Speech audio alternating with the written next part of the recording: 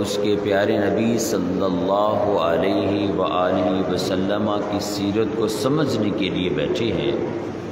اللہ تعالیٰ میرا آپ کا بیٹھنا قبول فرمائے اور ہم سب کے لیے ذریعہ نجات بنائے۔ حضرات، انتہائی مبارکباد کے مستحق ہیں انتظامیہ جامع مسجد کے، جنہوں نے اس 12 روزہ محافل کا انعقاد کر کے حضور علیہ الصلاۃ والسلام کے زندگی کے مختلف گوشوں پہ گفتگو کرنے کے لیے اور اس سے اسباق حاصل کرنے کے لیے ان نشستوں کا اہتمام کیا ہے۔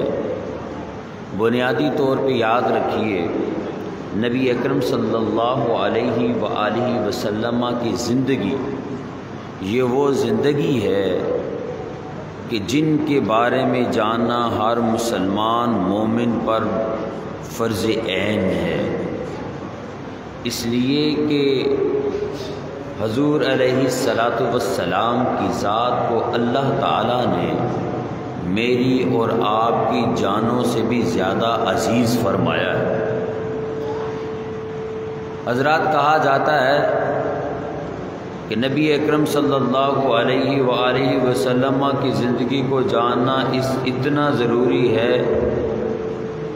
جتنا میرا نماز پڑھنا، جتنا میرا روزہ رکھنا، میرا جس قدر اللہ رب ذوالجلال پہ بلیو کرنا ضروری ہے، گویا کہ وہ فرض ہے۔ اور کیوں نہ ہو کہ اللہ رب ذوالجلال نے فرمایا النبی اولا بالمؤمنین من انفسہم، اللہ رب ذوالجلال نے فرمایا میرا نبی تمہاری جانوں سے بھی زیادہ عزیز ہے۔ میری آواز آپ کو سمجھ لگ رہی ہے استاد جی؟ اگر مائک کے بغیر کر لیں۔ اچھا، تو نبی اکرم صلی اللہ علیہ وآلہ وسلم کی زندگی کے مختلف گوشوں کو دیکھا جائے اور ان گوشوں پہ عمل کرنے کی حتی الامکان کوشش کی جائے، یہ بنیادی طور پہ ہمارے آج کے بیٹھنے کا مقصد ہے۔ حضور علیہ الصلاۃ والسلام جس معاشرے میں تشریف لائے، وہ معاشرہ ایسا تھا کہ اس میں نئی بات کا کر دینا یہ اپنے آپ کو لوگوں کا دشمن بنا لینے کے مترادف تھا۔ یہی ہوا۔ آپ نے دیکھا کہ وہ لوگ جو دل دادا تھے ایسے ایسے گناہوں کے، ایسی چیزوں کے جو اسلام میں بالکل ممنوع تھی، شریعت محمدیہ میں ممنوع تھی، حتیٰ کہ پہلی شریعتوں میں بھی ممنوع تھی، ان میں سب سے بڑی بات وہ بت پرستی تھی۔ وہ بت پرستی کیسے تھی؟ آپ جانتے ہیں کہ ہر قبیلے کا علیحدہ علیحدہ سے خدا تھا، اپنے اپنے بتوں کو بنایا ہوا تھا، اور وہ بت کعبہ کے اندر بھی نصب کیے ہوئے تھے۔ ایسے دور کے اندر کہ جب ان کی پرستش ہو رہی تھی اور ان کو وہ خدا مان رہے تھے، اپنی ہر حاجت کو ان کے سامنے پیش کرتے تھے اور ان کے اوپر اپنی قربانیاں پیش کرتے تھے، اپنا سب کچھ انہیں مانتے تھے۔ ایسے دور کے اندر ایک بندہ اٹھتا ہے اور وہ کہتا ہے تم غلط کر رہے ہو، یہ جھوٹ ہے، یہ فریب ہے، یہ دھوکہ ہے۔ یہ بات کرنا بہت بڑی بات تھی۔ اب سب کو پتا تھا اب جو بندہ ایسی بات کرے گا اس کی جگہ مکہ میں نہ تھی۔ وجہ یہ تھی کہ سارا مکہ اس کا دل دادا تھا، دیکھتے تھے لوگ۔ اچھا، جو نئی پرستش کرتے تھے وہ بھی ان کا ساتھ ضرور دیتے تھے، وہ ان کے رشتہ دار تھے، ان کے رسم و رواج کے اندر شریک ہوتے تھے عمومی طور پہ۔ لیکن نبی اکرم صلی اللہ علیہ وآلہ وسلم نے جب اعلان نبوت فرمایا اور اعلان فرمایا کہ سنو لوگو، تم جانتے ہو میں کون ہوں؟ سب نے کہا ہم نے ساری زندگی آپ کے اپنے سامنے دیکھی، آپ صادق ہیں، امین ہیں، حتیٰ کہ ہمیں اتنا یقین ہے جب حضور نے فرمایا کہ یہ پہاڑی جس پہ ہم کھڑے ہوئے ہیں، اگر میں کہوں کہ یہ لشکر آ رہا ہے، لشکر جرار آ رہا ہے، تمہیں نیست و نابود کر دے گا، کیا تم مان لو گے؟ سب نے کہا ہاں ہاں بالکل مان لیں گے محمد، کیسی بات کرتے ہو، آج کیسی پہیلیاں بجھا رہے ہو، بالکل تم ایسے ہو، ٹھیک ہو، سچے ہو، کرے ہو۔ اس وقت میرے نبی نے جب اعلان کیا اگر تمہیں مجھ پہ اتنا یقین ہے تو سن لو، میں محمد اللہ کا رسول ہوں، اللہ ایک ہے، اسی کی عبادت کرنی ہو۔ جب اللہ کی وحدانیت کا اور کسی بھی بت کا، کسی بھی شے کا الہ ہونے کا انکار کر دیا تو اب نبی اکرم صلی اللہ علیہ وسلم نے جب یہ بات کی، سچی اور کھری بات کی، اور وہ بات جو اللہ رب ذوالجلال نے فرمائی وہ کی، اب لوگوں نے آؤ دیکھا نہ تاؤ دیکھا۔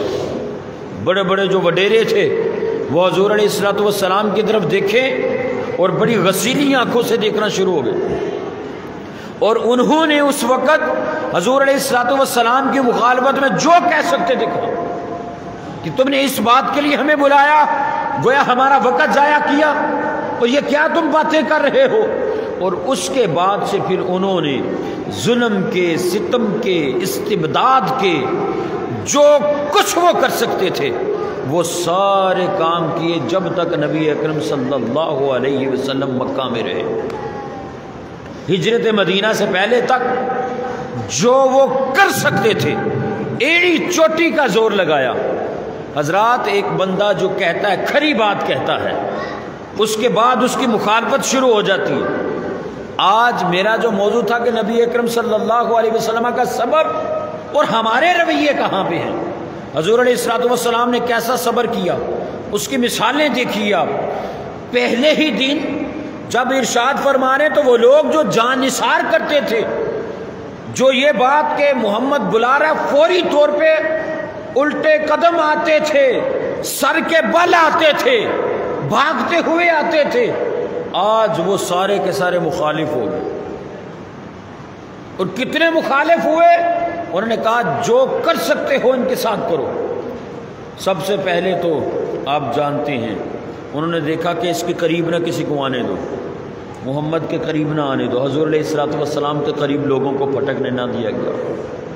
حضور علیہ الصلوۃ والسلام دیکھ رہے ہیں کہ میرے یہ لوگ رشتہ دار ہیں، میرے سگے ہیں، لیکن حضور علیہ الصلوۃ والسلام پہ ظلم کر رہے ہیں۔ نبی اکرم صلی اللہ علیہ وآلہ وسلم پہ حضور علیہ الصلوۃ والسلام کعبے میں نماز پڑھ رہے ہیں۔ اونٹ کی اوجری آپ جانتے ہیں، ابھی ہم قربانیاں کرتے ہیں تو ہم عام طور پہ یہ اوجری بہت بھاری، سب سے بھاری چیز اس میں یہی ہوتی ہے اٹھانے کے لیے، 2 3 4 بندے اٹھاتے ہیں، وہ جا کے نبی اکرم صلی اللہ علیہ وسلم کے اوپر رکھ دیتے ہیں۔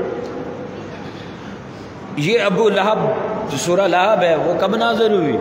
آپ دیکھتے ہیں کہ ابو لہب کی بیگم نے، چونکہ یہ مکہ کے رئیس تھے اور ایسے رئیس تھے کہ ان کی بات سنی جاتی تھی، لوگ کہتے تھے جدھر یہ ہیں ادھر ہی ہم ہیں، جیسے تم کہو گے ویسے ہم کریں گے۔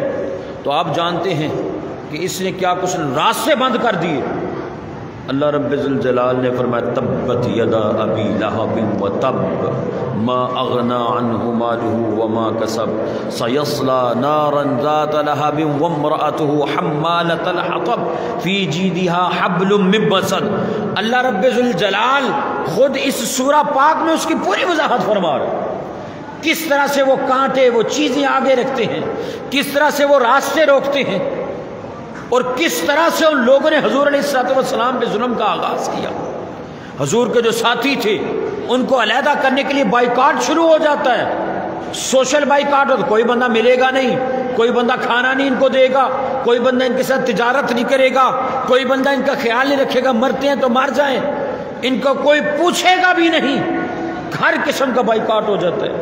حضور علیہ الصلوۃ والسلام مکہ میں موجود ہے، حضور کے سامنے جو حضور کے جان نثار ساتھی تھے ان کا قتل عام ہوتا ہے، کہا جاتا بولو بھی کون ہے جو نبی اس کا نام لے گا، محمد کا نام لے گا صلی اللہ علیہ وسلم۔ ایک بندہ اٹھتا ہے، عمار بن یاسر اٹھتا ہے، اس قدر ظلم کیا، ان کی والدہ ان کو دن دہاڑے سامنے سب لوگوں کے قتل کیا جاتا ہے۔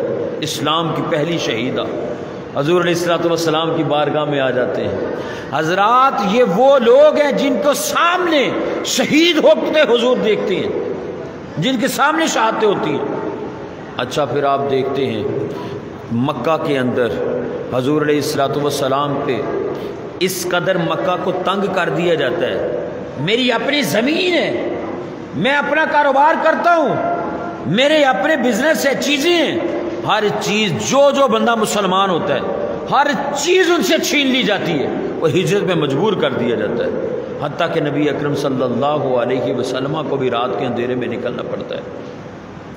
لوگ مسلمانوں کو حضور علیہ الصلوۃ والسلام بھیجنے ہیں کہ یہاں پہ رہنا، زمین مکہ کی تم پہ تنگ ہو چکی ہے۔ جب ہجرت کر کے چلے جاتے ہیں پھر بھی نہیں چھوڑتے، پھر بھی کہتے ہیں خبردار، لوگوں کو، آنے والے لوگوں کو کیا کچھ نہیں کہتے۔ یہ تو تھا جو انہوں نے فزیکل ظلم کیا۔ اچھا اس کے بعد دیکھیے جو مینٹلی ٹارچر کرتے تھے، مینٹلی ٹارچر، جیسے ہم بھی مینٹلی ٹارچر ہوتے ہیں، لیکن وہاں پہ دیکھیے حضور کی کیفیت دیکھیے۔ حضور علیہ الصلوۃ والسلام کے سامنے